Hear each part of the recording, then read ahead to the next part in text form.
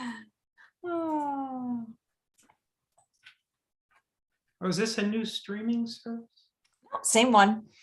Hey, everyone, and welcome to Chef AJ Live. I'm your host, Chef AJ, and this is where I introduce you to amazing people like you who are doing great things in the world that I think you should know about. Well, today is day 3 of Food is Climate Week, where we are featuring recipes from the many chefs that contributed recipes to this wonderful and very, very important book. And to introduce today's guest, we have the author of the book, none other than Glen Merzer. Welcome back, Glen. Thank you, AJ. And I must note that you also contributed 5 recipes to this book. So thank you for that. Well, then maybe you should have me on this week. Well, you should be. In fact, you are. Welcome, Chef AJ, to Chef AJ Live. Oh, you're funny. And I want a little plug for the book and to thank you. The book is climbing in the rankings. At the beginning of the week, we were like number 100 in climatology, and now we're number 37. So with the help of your audience, maybe we could get to the top 10 in climatology and get the truth out about the leading cause of climate change, which is animal agriculture. Yeah, and you get some if they buy, you'll give them some bonuses. Right. The bonus is, and it'll be in the show notes, but the bonus is you just send your proof of purchase of either the paperback, which is $10, or the Kindle, which is $5, or the audiobook. I forget the price, but that's cheap too. Send the proof of purchase to foodisclimate@gmail.com. That's easy to remember. The title of the book, foodisclimate@gmail.com, and I will personally send you a PDF file of more than 25 low-fat, no sugar, no oil, vegan recipes. So healthy vegan recipes, and if they buy 50 copies, you'll come to your house and make every single one. I'll make them all. And and also, what was I going to say?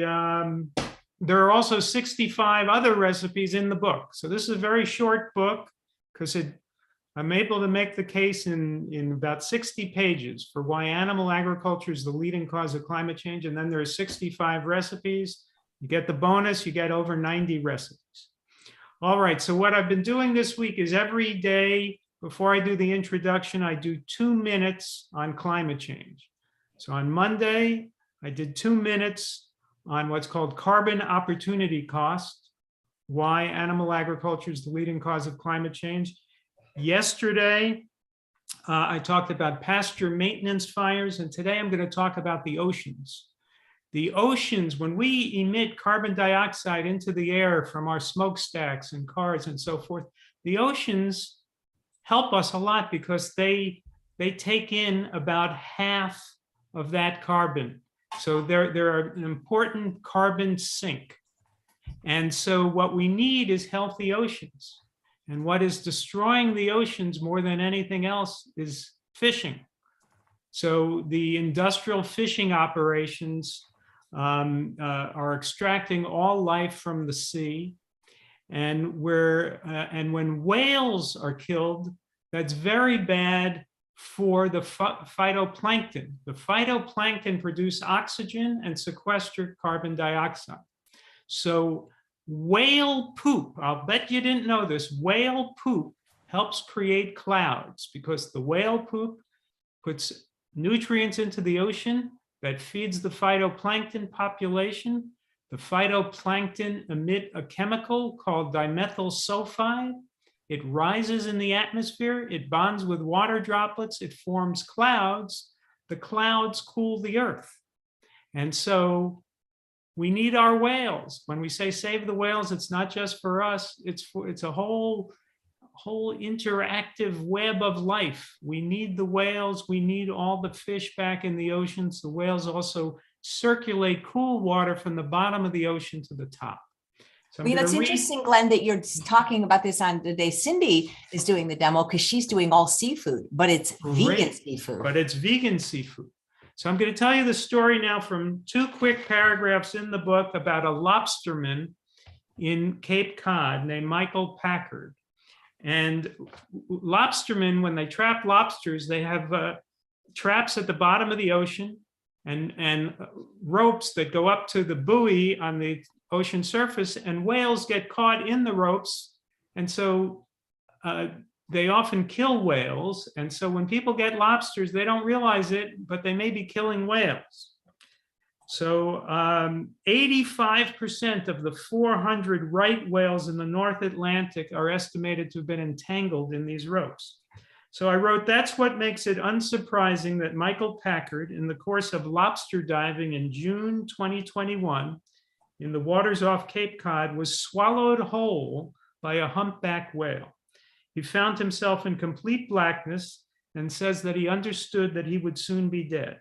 He thought of his young sons. Perhaps it occurred to him that they would have a unique, if tragic, tale to tell for the rest of their lives. But it was Packard's good fortune that the humpback had a message to send to humanity. The whale surfaced and spat him out. He was merely bruised. A friend witnessed Packard's ejection from the whale's mouth, observing that he emerged flippers first.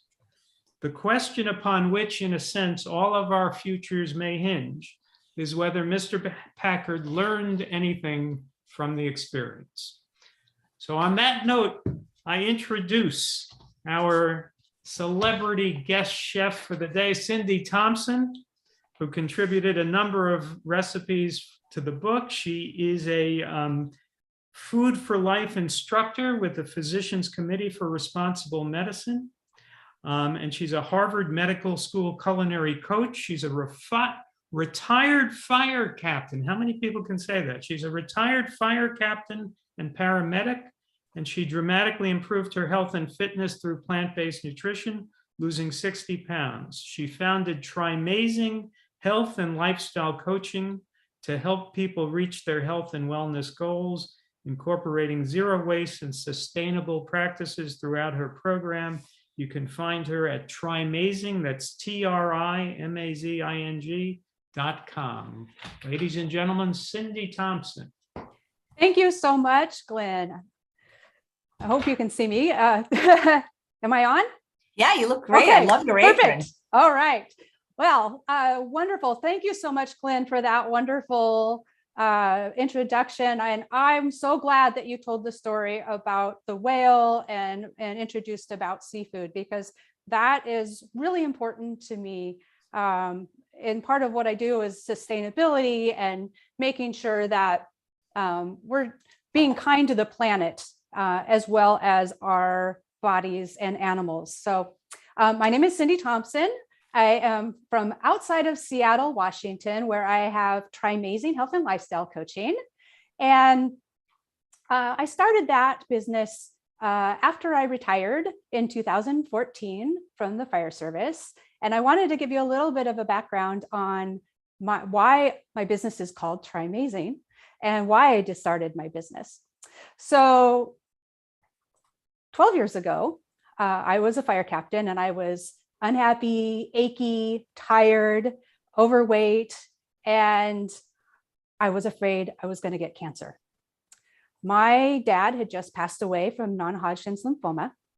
And a year after that, the Oregon State Legislature passed a presumptive cancer law for firefighters, which said if you were a professional firefighter in Oregon and you were diagnosed with one of 12 cancers, it was presumed it was an on-the-job illness.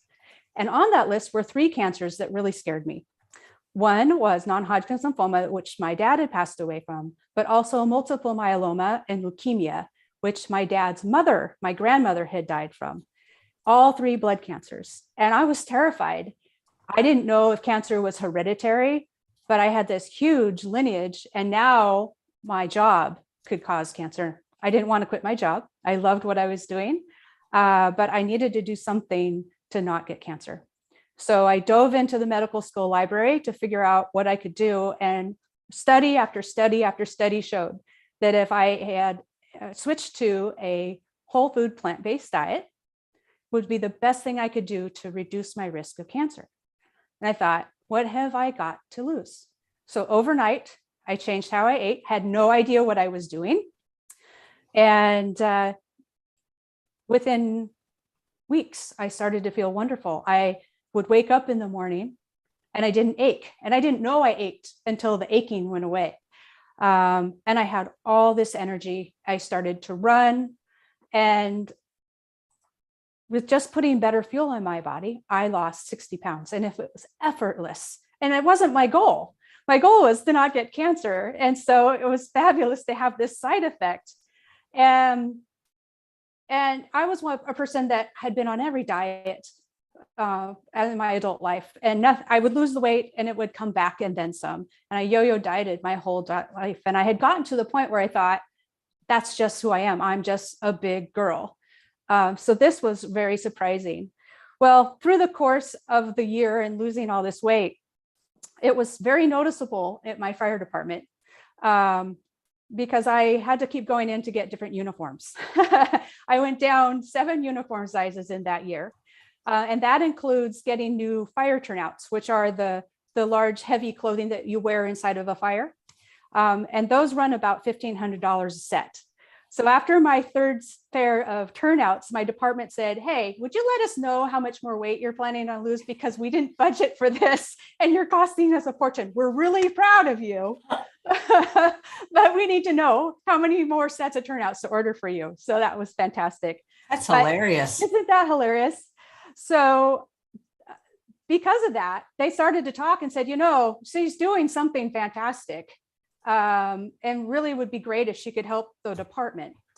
I had my biggest fear of eating plant-based was the fact that I was a firefighter and we eat communal family meals. And I was known as a really pretty good firehouse cook. And I was nervous about going to the fire station and saying, hey, I'm not going to eat meat or dairy anymore. So I sat down with my crew and I told them why. And I think that's always really important to tell people what your why is. And told them, you know, you don't have to do this. This is my journey. I'm going to cook this way when it's my turn to cook. If you want to have something extra with it, you can do that. And when you cook, you don't necessarily have to cater to me. I'll make sure that I have food available. But if we have a big salad that doesn't have any cheese or meat on it, that's great. And how it is usually is if somebody's cooking for you, you eat it. It's just nice to have somebody cooking for you. So they ate my food every time I cooked. They loved it. And then they got excited about my results and they started to cook plant-based at the fire station too. And lo and behold, they went on that journey with me. So my crew lost weight, lowered their cholesterol, lowered their blood pressure, and started spreading the word about eating plant-based through the whole department, which was really great. And in the process, my department put me in charge of our wellness and fitness program, and I became a health coach. Now I do after retirement with my business Trimazing. So today, I'm really super excited to talk about unseafood. And I have something special for your listeners or your watchers today, Chef AJ. I have a brand new eCookbook that I just put out called Unseafood. It's 20 plant-based recipes with a taste of the sea. They're all plant-based, fantastic recipes. I'm going to make several things out of this cookbook. You can get the cookbook and all the recipes that I'm making today if you go to Trimazing.com/Chef AJ. I put that in my name on the bottom of my screen, and you can download this book. It's great. It has lots of wonderful seafood tasting recipes without harming the ocean, without harming sea life. So what I'm going to make for you today, I'm going to make Parsnips Mock Crab Salad that I'm going to use several different ways. I'm going to make carrot lox because it's Hanukkah and I wanted to have something that would be wonderful for a Hanukkah meal, a Hanukkah brunch or breakfast. And then I'm going to make something called Gunkin Mock, which is a sushi. And all those recipes are on the website, Trimazing.com/Chef AJ, and they're also in the ebook. The Parsnips Mock Crab Salad is in Foodisclimate as well. So I'm going to start with the Parsnips Mock Crab Salad. And what I've got is the parsnip. And parsnips are awesome. They're a great root vegetable. They take a really long time to grow. And oddly enough, unlike most vegetables, you want to find the biggest, largest specimen you can find. The larger they are, the sweeter and more tender. It's totally opposite than any other vegetable. So find a nice good sized parsnip for this. We want about 2 cups of grated parsnip. Change my view so you can see what I'm doing. So here's my big parsnip. I'm going to peel this, and I've got just going to peel this in the sink. And I wanted to tell you what inspired me to make all these seafood recipes. So my husband was not plant-based when we met. He met me a little bit before I changed how I ate. So he saw my transformation. So here's my peeled parsnip. He's a huge seafood eater.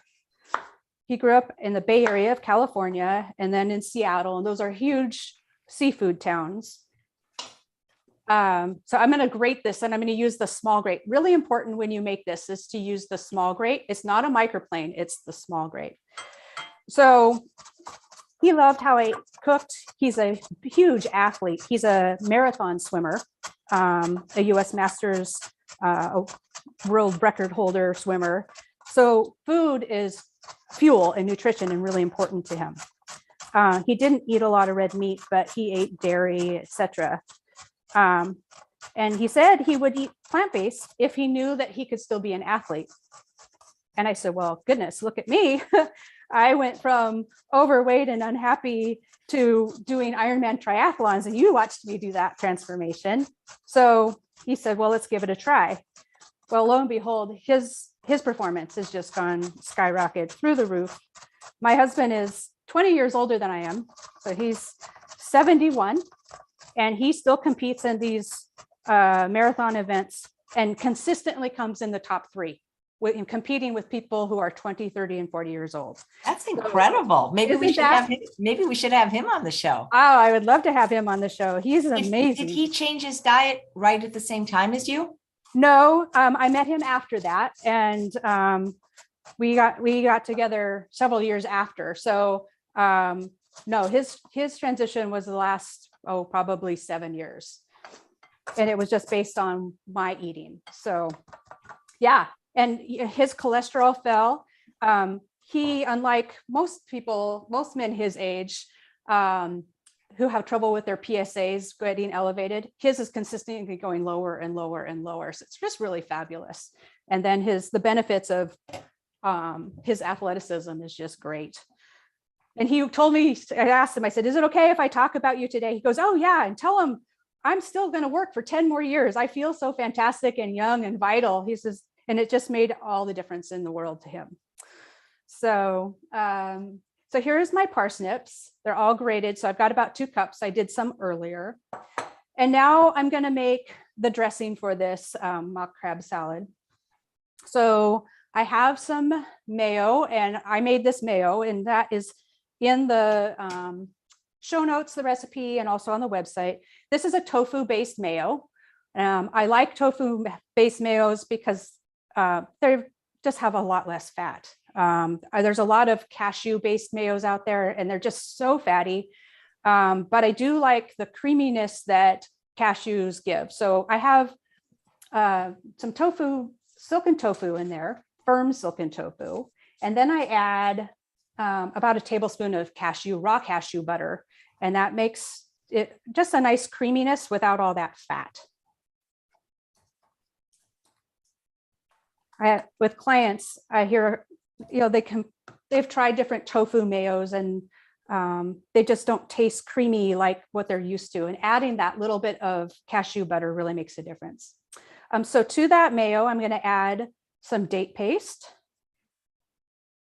And you can use maple syrup if you want. That's just a quarter of a teaspoon. It's not very much at all. And then I've got a half a teaspoon of soy or tamari, and this is reduced sodium. You can buy soy sauce and tamari that have less sodium. This one has 28% less. That's tamari. Kikkoman has their less sodium also. And then I have a tablespoon of grated raw onion, and I just use the same grate.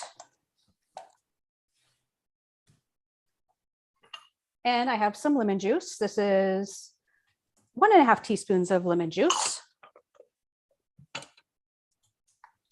Mix that up. And now is the secret ingredient that I use in a lot of my seafood recipes. And that is seaweed. So sea vegetables. So here's I'm going to show you a better view of this, but I've got 3 sea vegetables that I'm using today. One is aramay, which is a nice fine sea vegetable, wakame, and dulse. And you can find these in your grocery store or Asian market.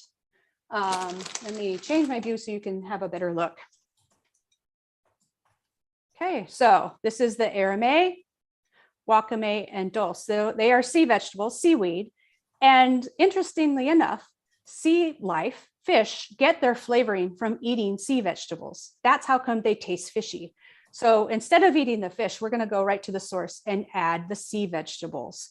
What's fantastic is they're full of iodine, which if we are cutting salt out of our diet, we're not getting the iodine. And sea vegetables are a fantastic whole food way to get iodine in your diet. Okay. So I found you can find these at the grocery store or at Asian markets. They come in bags. This is aramay, different brands. So this is the dulse. This is the Eden brand. And this is the wakame. And I just take this and I put it in my Vitamix and pulverize it into a powder. However, if you don't want to do that, you can actually buy pre-powdered dulse in your grocery store. It's in this spice aisle in a lot of the grocery stores. Just the same thing. So I'm going to add 1.5 tablespoons of my powdered sea vegetables and mix that up. And that's going to give our fishy flavor. Have you ever had smoked dulse? I have not, but I heard it tastes like bacon. Yeah, it's really good. I'll have to look for that. That's one I haven't found. So that is my dressing, and it smells fishy already. I'm going to add just part of it now, and I'm going to mix it together. And I'm going to put this in the refrigerator at least overnight, if not more. Usually about 2 days works. And that really helps blossom the seafood taste out of those sea vegetables.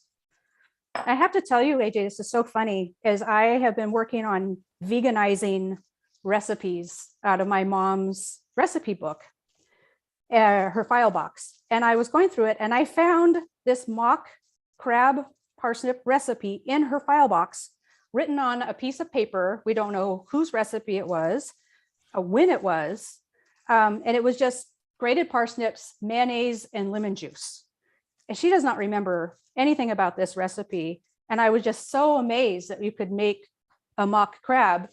And so I did it, but it didn't taste fishy enough to me. So I made a couple additions with the soy and the sea vegetables, and it makes all the difference. So this is our mock crab salad, and I would just go ahead and put this in the refrigerator, but I want to show you how to use it.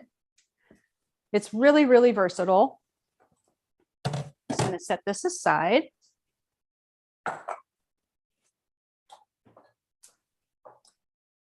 So one way I like to serve it is stuffed in tomatoes. Really delicious, just a really great lunch or an hors d'oeuvre. You can do cherry tomatoes. These are beautiful Hawaiian tomatoes. I happened to be in Hawaii on vacation and found these beautiful tomatoes. They grow beautiful tomatoes here in Hawaii. And I just sprinkled a little bit of aramay on the top. So that's a really great way to eat this mock crab salad. And then another way is to make plant-based sushi. And so I have a huge platter of plant-based sushi here that I've added that into the center of the roll. So this is an inside out roll. I've got cucumber and the crab salad, and I have a beautiful Okinawan sweet potato, those purple Japanese sweet potatoes. They're everywhere in Hawaii. They grow them here. They're so delicious. I have basically a California roll, with the crab salad and the cucumber and avocado. And if you wanted a spicy crab salad, you could add a little sriracha sauce when you make the crab salad, and it's just like a spicy California roll. And then finally, I have another inside out roll with avocado and carrot lox on the top. And I'm going to show you how to make the carrot lox next. So great. But you can have sushi when you're eating plant-based. You just have to find other options that are plant-based options. So isn't that beautiful? Oh my God, it's stunning. Absolutely stunning. You know, Alan's favorite food on the planet is sushi. And I just had to find a way to get it so that he wasn't feeling like he was missing out. And we don't feel like we're missing out at all. In fact, you could eat way more of this sushi than of the fish-based, and you don't have any of the guilt of what's happening with the ocean and the bykill from the nets catching dolphins and whales and other sea life that we don't want to eat. So let's move on to the carrot lox. So this is another one of my favorite things. I love serving this to people who are not plant-based because it blows their mind that it's made out of vegetables. In fact, I made for our local Chamber of Commerce, we all take turns providing food at the meetings. And so I made a huge spread of plant-based sushi, and there were people that had no idea that they were not eating seafood there. So that made me feel really good. There was somebody that argued with me that it was actually lox, not carrots. And I said, well, I made it. So I know that it's carrots. So to do that, let me grab my stuff. I got the technique for this from a website called Olives for Dinner. And this technique for cooking the carrots actually makes the nicest texture for the carrot lox that I have found. And it includes baking the carrots in salt. So while we're not eating salt, we're cooking these in rock salt. So it's basically ice cream salt, the big rock salt. And what it does is it really holds the moisture in the carrots so that they cook evenly and they really cook in their own juices, and they're like the perfect texture. So, I'm going to show you how to cook these. So I've got a pan, and I'm going to put a bed of rock salt down, and I'm reusing my rock salt because I already made some. You can use kosher salt for this too, whatever is the least expensive salt. So you make a bed of rock salt, and then get the biggest carrots you can find because they make nice big flakes. And I scrub off the carrots, and then I pat them dry. So a little bit of moisture on them is okay, and just put them in that bed of rock salt. And then you pour rock salt over the top. And I used to do, before I was plant-based, I used to cook a roast this way. It always had really great texture. And so it makes sense to me to do this for the carrots. So you can see that there's a lot of different colors in my salt, and that's because I reuse this. You could reuse this salt many, many times. And then you preheat your oven to 375 degrees, and this goes in there for 90 minutes. So I'm going to put this in my oven, and I'll show you what it looks like when it comes out. So here is I have one carrot in here baked in that salt, and it's formed a hard crust. I don't know if you can hear it, I'm knocking on it, but to get that carrot out, you just simply, I've let this cool because this will be too hot to handle right out of the oven. So I'd let this cool an hour or so. And you can just pull that carrot out. It's all cooked, nice and pliable. I'll set my salt here, and then I will reuse that another time. And we're simply going to now brush that extra salt off the outside. And I didn't peel it, remember. I'm going to cut off the end. I'm going to cut it in half. And now I'm just going to run a little small knife right underneath the skin and peel that peel off. That's where the salt is. And it's not good eating. But what we're left with is this luscious, soft cooked carrot.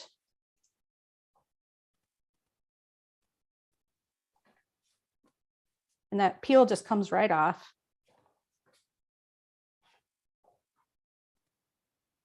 I do both sides of that. So I do about 3 carrots will fit in my pan. You want them in there so they aren't touching, so that the salt surrounds all around the carrot.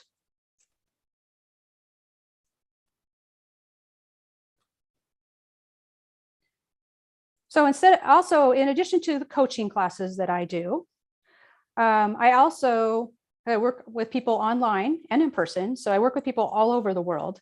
I also do cooking classes. I do them online. You can find the list of my classes at Trimazing.com. So you can learn all kinds of other techniques. I do those online. I also do them in person. So super fun online. The only thing we need is smell-o-vision. I think Mark mentioned that the other day. I say that every time. You get to see how beautiful it is. You just can't smell it, but trust me, it's good.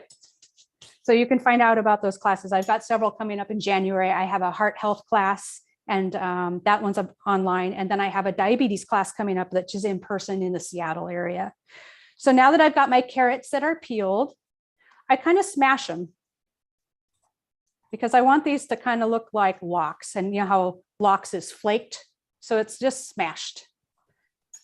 And then I can take a knife and just cut them into flakes.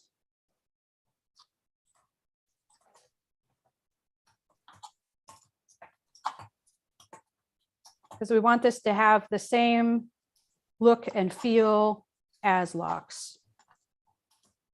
So this one's smashed also. And they're just super soft. They just smash beautifully. So there's my pile of flaked carrots, flaked carrot LOX. Now I'm going to make a marinade. Get this out of the way, get my marinade stuff. Very, very simple. So in a dish, I'm going to combine some low sodium tamari and water. And there's some liquid smoke in there.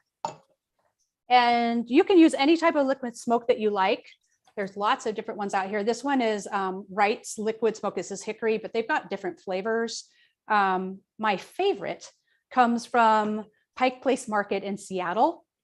And you can order this online from this company called Some Like It Hot. And the link to order this is in the glossary of the Unseafood ebook. So download it, you get the link to buy this. This is alder smoke. And in the Pacific Northwest, the indigenous people used alder to smoke their fish, smoke their salmon. So this really makes it authentic Pacific Northwest LOX flavor. Really fantastic. So there's a little bit of that liquid smoke in there, that alder. There's a teaspoon of liquid smoke.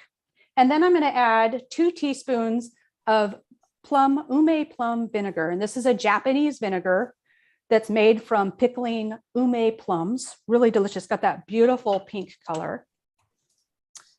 And then I'm going to add a 1/4 cup of date paste. You could use maple syrup as well.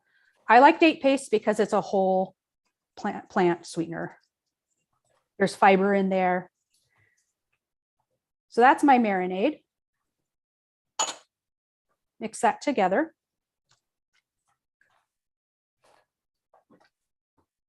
Smells so delicious. Smells like LOX. And then you just take your flaked carrots and you put them in there. If you're concerned, sometimes you get a lot of salt on your hands when you're flaking it all up. You can rinse these off in a colander and then put them in your marinade. And then because I want it to be fishy flavored, I'm going to add my sea vegetables. So we want a total of about 2 tablespoons, heaping tablespoons of your seaweed. And this time I'm not going to powder it. So because I want to be able to pick this out, you can use the powder. It will taste just fine. You'll just have flecks of sea vegetable all over your carrot. I like to be able to pull this out so it looks a lot more like LOX without all the extra stuff on there. So I'm going to do about 2 tablespoons. That was my wakame. This is the arame, which are the long strings. They all have different flavors. The dulse I find to be really fishy. So I'm just going to break that up. Chef AJ, do you know where most Americans get iodine in their diet? I'm guessing from salt. No, it's from milk, if you can believe it. Yes, it's from milk. So when cows are milked constantly, they get their udders get infected. They get mastitis.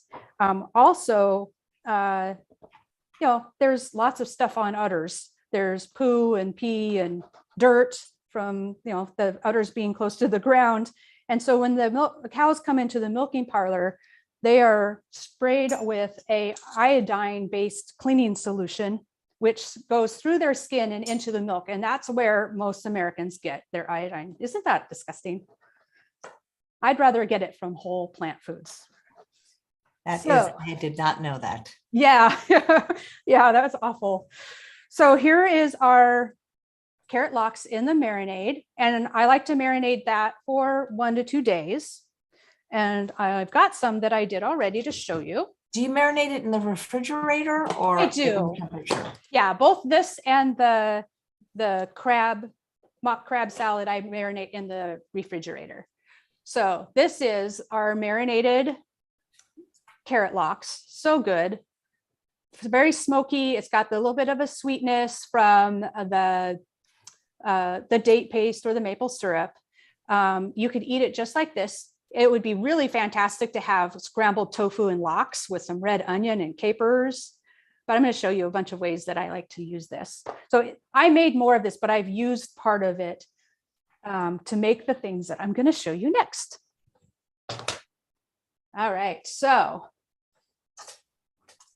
you can simply make a beautiful platter for bagel and schmear.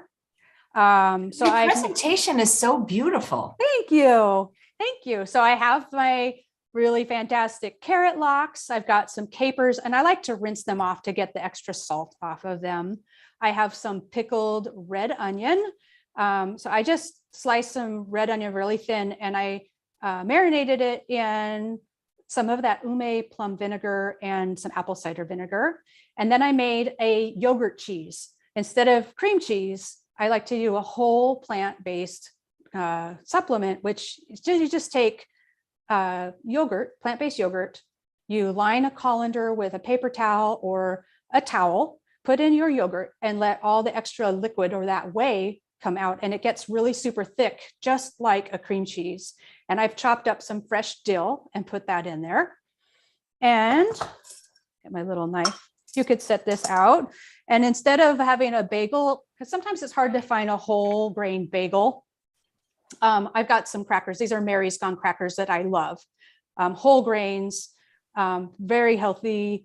They've got some flaxseed in there, but this would be great to set out for a buffet, for a brunch or a lunch. Really delicious. So this is one option. And then my favorite thing to do is to make quiche. So when I was growing up, my mom was the queen of the impossible tuna quiche. Do you remember those? So she would take a can of tuna or salmon. She used salmon a lot because growing up in the Pacific Northwest, we had salmon. And I really missed quiche when I went plant-based. And so I've been playing around with it. And I was inspired by Amber Eats Veg. She actually had a great quiche recipe and lost it. She lost her website and her recipes with it. And so I've been playing around trying to figure this out. And so this one is in the Unseafood cookbook. Really delicious. It doesn't have a crust, which I like because I like the quiche part itself more than the crust. And you can see, I'm going to change my view so you can see all these nice big chunks of the salmon lox in the side. It's just so good. And when this bakes, your house smells just wonderful. It smells smoky and just like the carrot lox. And so this is great to have for a brunch, a holiday breakfast, a holiday dinner or dinner. It's super fast to make. I mean, it takes no time at all if you have the carrot lox already made. Very delicious. It's a wonderful dinner. And I'll tell you a secret. When you make the carrot lox, make lots of it because it freezes beautifully. So I make double the amount, and then I freeze it in the marinade in my freezer. And then when I want carrot lox down the road and I'm in a hurry, so say I want to make this quiche, I just pull that out, put it in my refrigerator, let it thaw out, and then I've got the lox that I can use. So that's another thing you can do with carrot lox. I have a couple of questions, Cindy. You bet. Nice comment from Brandon. Her cooking classes are amazing. He said, could you use a regular peeler to peel it? That when you were using the peeler? Oh yeah, I think you could. It's super soft, but yeah. So my favorite peeler, I usually don't pimp products, but this is the Titan peeler. It is so great. My husband went to Best Buy and there was somebody peeling a pineapple with this peeler. And so he bought it. He, hook, line, and sinker, he got sucked into the as seen on TV kind of thing. This has been the best peeler I've ever had in my entire life. We've had it for 10 years. It's still sharp. And I think it would work great. I am not sure an old peeler would get that cooked peel off very well, but this for sure. It's a little bit serrated, super sharp. It's also in the glossary because I talk about this peeler. It's one of the one of the things that I just love in my kitchen is this Titan peeler. But yeah, you could do that. So cool. Amy said, do you ever use burdock root for faux fish? I haven't. I've eaten burdock root and that's a good idea. In fact, here in Hawaii, there would be lots of burdock root. I had trouble finding parsnips, but that's a good point. I'll try that. That's great. And Dina said, I know it would be different, but could you use smoked paprika if you didn't have liquid smoke? Absolutely. Thank you for reminding me. I was going to mention that. Smoked paprika would be a wonderful substitute for liquid smoke for sure. And Lisa says, where do you get all the sea vegetables that you showed? Yeah. So I get the sea vegetables a couple different places. One, you can always go to an Asian market. So they have usually a whole aisle or a whole section that's all sea vegetables. And a lot of times they're written in Japanese and Chinese, and it's hard to figure it out. So find somebody to help you. Wakame, arame, and dulse are the most popular ones that I like to use. But if you go to a regular grocery store, sometimes some regular grocery stores will have these in the Asian aisles, especially like this Eden brand, this Emerald Cove brand, often you'll find in a regular grocery store. And you'll also can find the main sea vegetable brand will also be in regular grocery stores. Whole Foods will carry them in their Asian section, and a lot of health food stores carry them. So here in Hawaii, being that I'm visiting, I wasn't even sure I could bring sea vegetables in my bag. So I waited till I came here and went to a health food store, and they had these here. The dulse was the hardest one for me to find. In the regular grocery store in Hawaii, they had the wakame and the arame. But yeah. And then, like I said, if you're having trouble finding them, you can also, this Maine coast, they make dulse granules. So that's a really nice way. You can order that off of Amazon. Worst case scenario, you can use the nori wrappers that you use for sushi. You can tear those up, and those have a fishy flavor. For the mock crab, you could soak that in water and blend it and mix it into your mock crab. So that's another, and those are at every grocery store. Cool. Thank you. There's also a question from Bullient. Can you ask Cindy if we should be concerned about iodine overdose if we consume a lot of sea vegetables regularly? Yeah. So the great thing about the iodine is that our body, when you're eating in the whole food source, their body is going to regulate that. But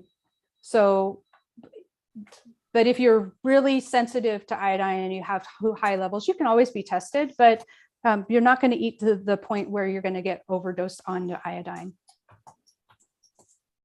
Most of the problem is having too little, especially if we've cut out salt and we've cut out dairy. The bigger problem for us is not having enough. Good question. All right. So that brings us to my last thing that I'm going to make, and it's called Gunkin Maki. It's another sushi. Let me bring my stuff. it set up. So another thing I have for the listeners today, if you go to Chef AJ or Trimazing.com/Chef AJ, not only do you get the Unseafood book with all these great recipes, that you get all the recipes from today. You find out what classes I have. If you sign up or contact me and sign up for individual coaching if you contact me between now and January 31st and mention Chef AJ, I'll give you 15% off my coaching programs. That's on there too. So you'll find out how to do that on that website. All right. So Gunkin Mock is super fun. It normally is made with roe, which I never have been a big seafood eater, and I never could fathom eating fish eggs. It just never appealed to me. But they look pretty, and we noticed them at a sushi restaurant, and I thought, I bet I could do something with plants with that. So Gunkin Mock. Gunkin means battleship. So we're going to make these little battleship shaped sushis. For this, I'm going to use nori seafood wrappers, these that you get at any grocery store. And I'm going to use brown sushi rice. So for my sushi, I use brown sushi rice. You can find it as a brown short grain rice. This was grown in, oops, I changed my view here. So here we go. It's a short grain brown rice. This is from Japan. You can find it grown in California and other places.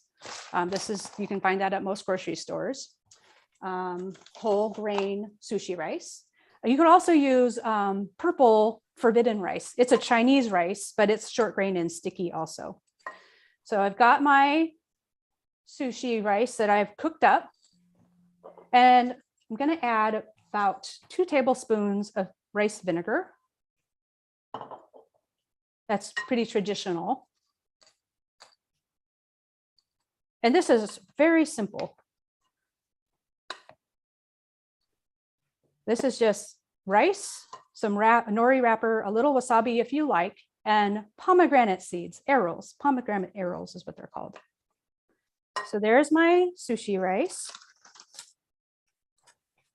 And then I'm going to grab some nori. So this is just my nori, and there's a shiny side and a rough side. And you always want the shiny side out whenever you make sushi. The rough side helps the rice will adhere to it better. So that's why you use the rough side in.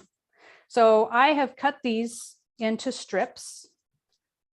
So a lot of times, I don't know if you can see on the camera, but there's like little perforations. I just cut with scissors and make little strips.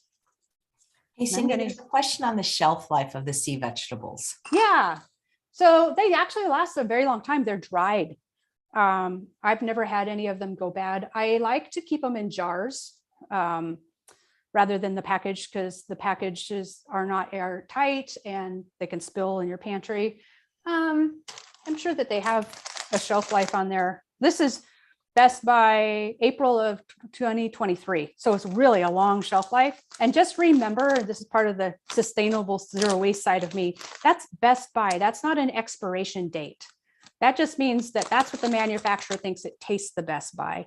It's still completely usable and completely safe after that date. And you probably won't even notice any difference.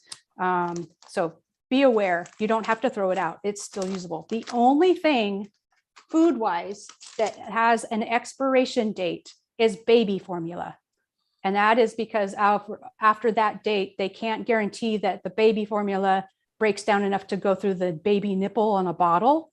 And so it can cause some malnutrition issues. That's the only one that is a frank, true expiration date on food. Everything else is a manufacturer recommendation. So I have my sushi rice. And when you're working with sushi rice, if you wet your fingers down, the rice isn't going to be so sticky to your hands. So I'm going to take about a tablespoon of rice, and I'm going to make some little cylinders here. And I do this first, because what we're going to do is we're going to end up wrapping the seaweed around the outside and adding the pomegranates in. I'm going to do several of them at once so that I can have those cylinders made up and be able to wash my hands to work with the seaweed. This one's just really pretty. And I also think it's like the perfect bite, because what you're going to have is a little creaminess from the rice. You've got a little heat from the wasabi in there. You've got the fishy flavor from, or the umami from the seafood, sea vegetable, the nori wrapper. And then you have the sweetness of the pomegranates. I love pomegranates. They're like my favorite food. And they're so popular this time of year. They're in season. Okay, so I've got my little cylinders. I'm gonna wash my hands because they're all gooey.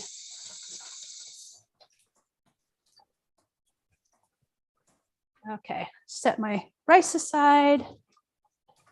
So now I've got my strips of my nori wrapper, and I'm going to cut one of these so you can see. So you can see how easy. I just use scissors and I cut on that line.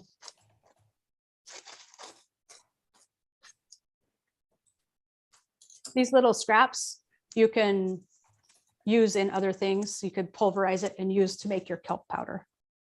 All right, so shiny side out, and I'm going to wrap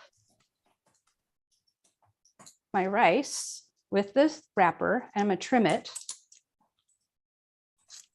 And in order to make it stick, I'm going to grab a little grain of rice and smash it right on the inside of my wrapper.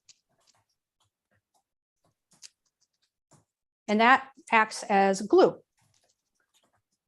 So I've got this little cylinder that's got the rice in there, and there's a little lip because I'm going to fill that full of pomegranate seeds. So I'm going to do another one. Shiny side is out. Give that a cut. Smash some rice on the end for my glue.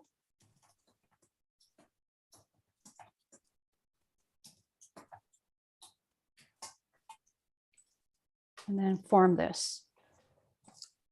I'm going to do 2 of them for now. Let me wash my hands. So now, if you like spicy, I love spicy. Do you like spicy, AJ? I do, pretty much, Good. yes. My husband, he's a super taster. And it's so hard because things are so intense for him. He doesn't do spicy or tangy like vinegar very well. So I always have to add things later. How do you determine if you're a super taster? Is there a test? There is. So I think there's something that you can buy, but you can actually just do it at home. So I read about this in a book by, oh gosh, I don't think it's Nestle. The name, B. Wilson is her name. She wrote several books about first tastes. It's First Taste by B. Wilson.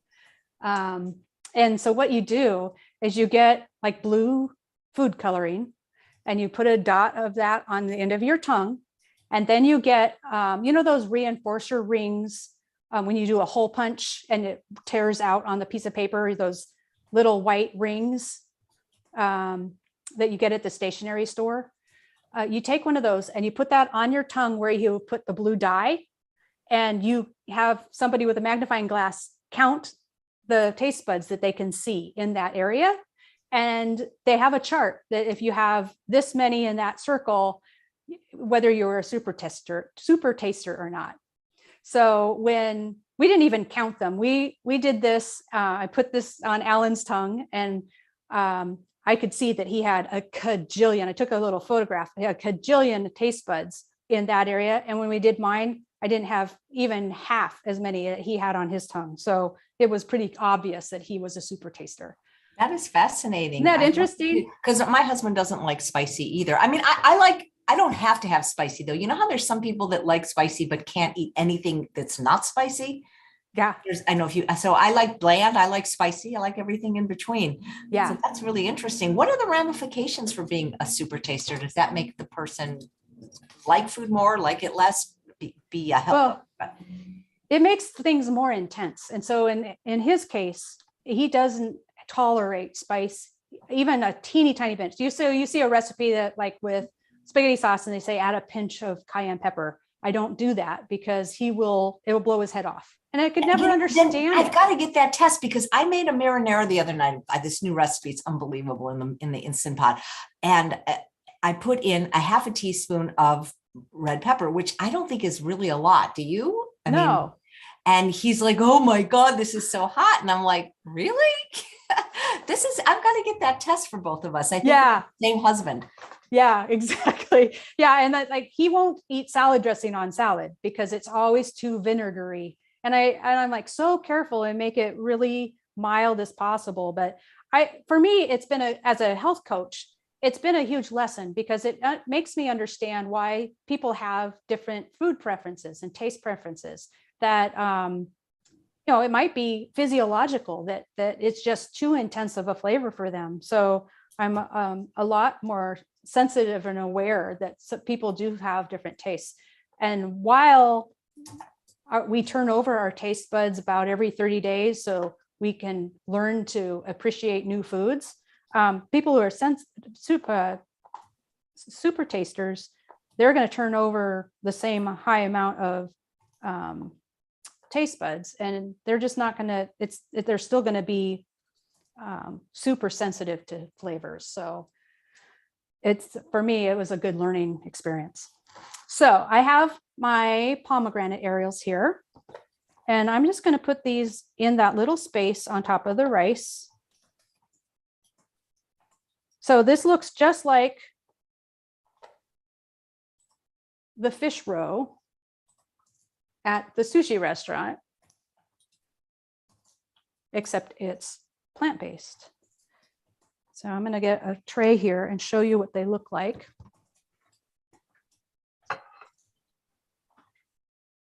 So as you can see, they look like little battleships. That's why they're Gunkin Mock. And they're just perfect little bite-size appetizers, basically. And I think they're beautiful for the holidays with the red color. So pomegranates are full of anthocyanins. They're so good for us, so those antioxidants. And I have a little bit of this sea bean around there, which is in season right now, just as a garnish. You have incredible teaching and presentation skills. How come I don't know you until I don't know. We have met several times, but in fleeting way. I met you in Portland at Veg Fest when I was very new vegan. Was I nice? Because a lot of people say, oh, good. You were nice. I remember that you sang the Captain Tennille song. Food will keep us together. Oh, wow, that's amazing. What a memory. And I met you on one of the holistic cruises also. Where do you live when you're not in Hawaii? I'm in Seattle, just on the east side of Seattle in Snoqualmie. That's about by Snoqualmie Falls. Did you go to culinary school? Because your presentation is that of a chef. I mean, no, I went to fire school. That is hilarious. Do you know Rip Esselstyn? Have you ever told him your story? I have not told him my story. So I have met his dad, and I have tried really hard to get a contact with him. I have emailed him several times. Because why don't you email me and I'll get it to him? Okay. Thank you so much. But with all the specifics with your story, and I will do that for sure. Actually, I'll text. Yeah, that'd be amazing. I didn't know about him when I first went plant-based, and then years later, somebody asked me, and I started reading his. They said, "Well, he's got a book called The Engine 2 Diet," and I said, "Boy, wasn't he smart? I could have had the Engine 74 diet. I totally lost the boat there." So I think the part of your story that cracks me up still is about how they were happy that you lost weight, but they wanted to know exactly when it was going to stop because the uniform was so expensive. But couldn't they give it to somebody else that size once it was no longer the size that you needed? If it was brand new, I could, but there's a expiration on fire equipment because things break down. And so, and we get those custom fit to us. I see. I did not know that. Well, I mean, in a way that makes sense, but yeah.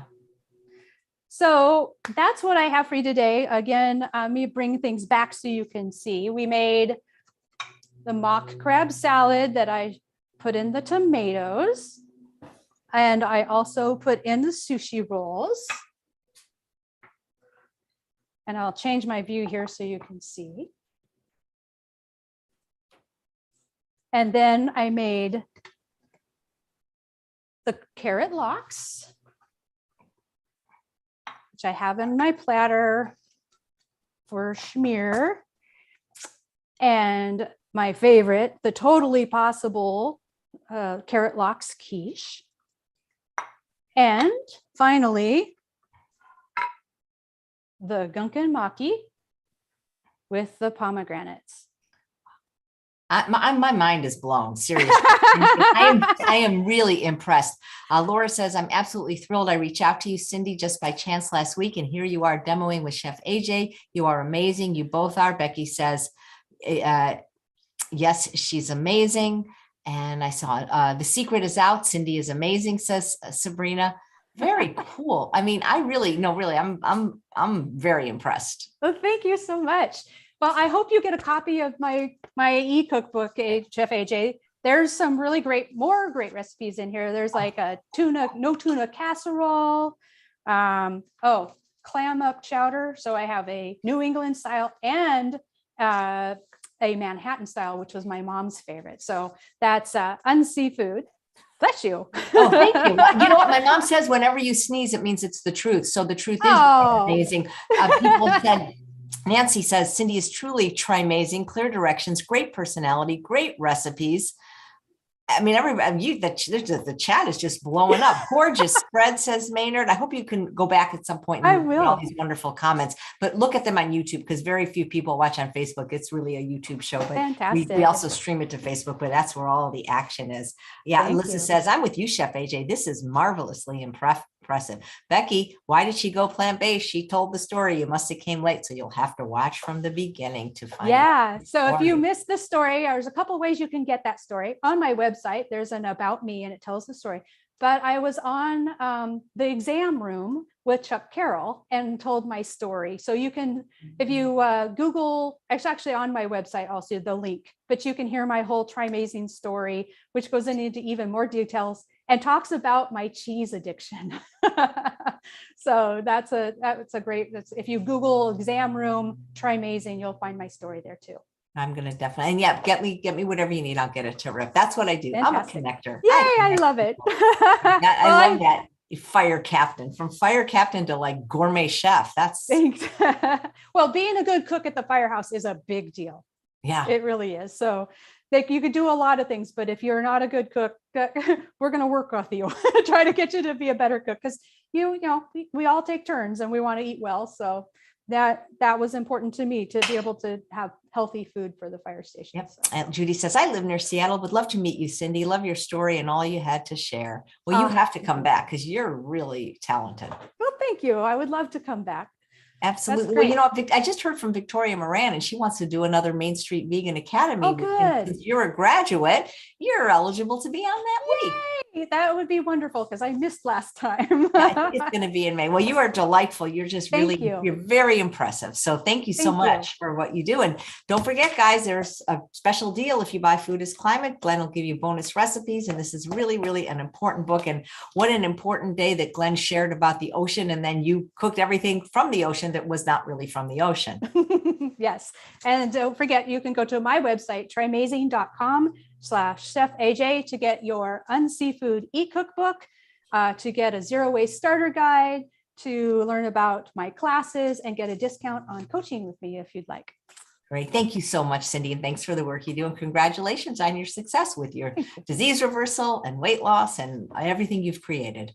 Thank you so much. It was a joy to be here. No, the pleasure was all mine. And thanks to all of you for watching another episode of Chef AJ Live. Please come back tomorrow when we continue with Food is Climate Week with another fabulous chef. Take care, Cindy. Bye-bye. Thank you.